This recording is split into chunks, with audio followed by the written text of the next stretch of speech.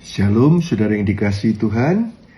Pada hari ini, tanggal 1 April, saya akan memulai konten seri yang saya namakan Yesus Hadir Sekarang. Jadi setiap hari saya akan menyampaikan kepada saudara segala sesuatu tentang Yesus mulai hari ini. Semua bersangkut paut dengan Yesus yang ada di Bible pada zaman itu. Tetapi karena dia, Yesus Kristus, tidak berubah dulu, sekarang, dan selama-lamanya, maka saya tarik peristiwa yang di Bible itu untuk Yesus hadir sekarang di hari ini.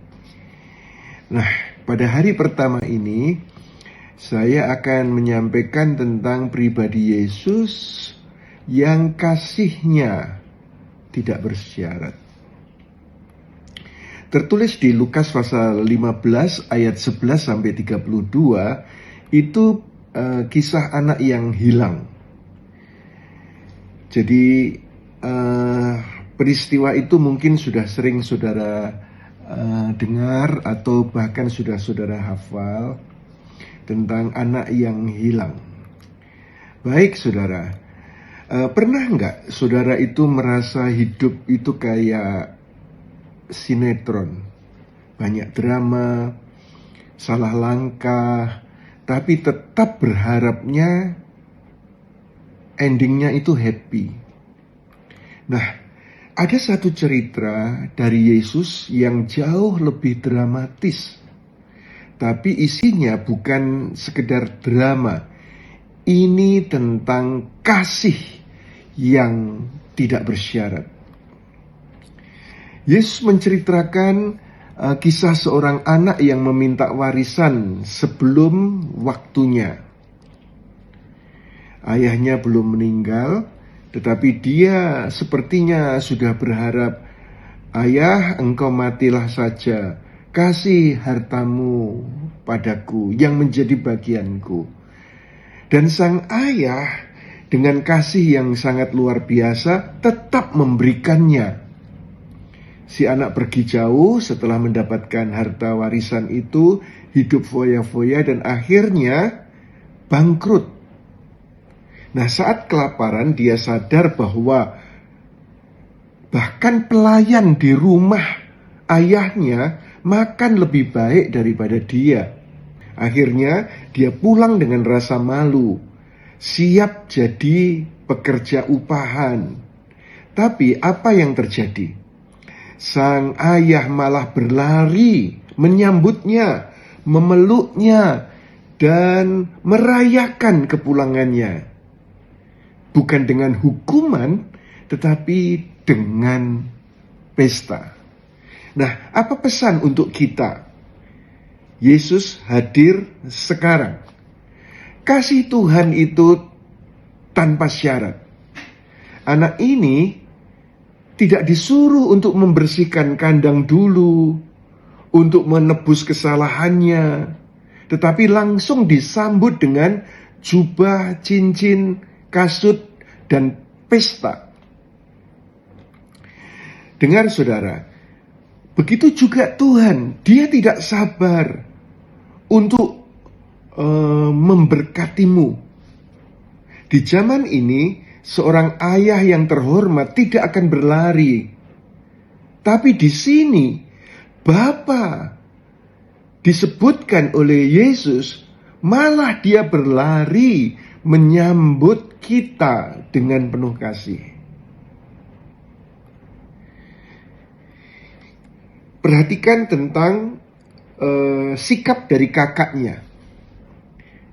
Kakaknya menjadi iri karena dia pikir harus bekerja keras untuk mendapatkan kasih bapaknya. Padahal kasih itu sudah tersedia sejak awal. Nah, dari sini saudara, jangan kita bersikap seperti kakaknya ini. Kasih Tuhan kepadamu, kepadaku tidak berdasarkan performa kita, tapi berdasarkan siapa Dia. Tuhan tidak memanggilmu sebagai hamba yang harus berjuang, tapi sebagai anak yang dikasihi. Jadi diriku itu dipanggil menjadi anak yang dikasihi. Dan Dia pencipta di dalam Yesus adalah Bapa yang kasihnya tidak bersyarat.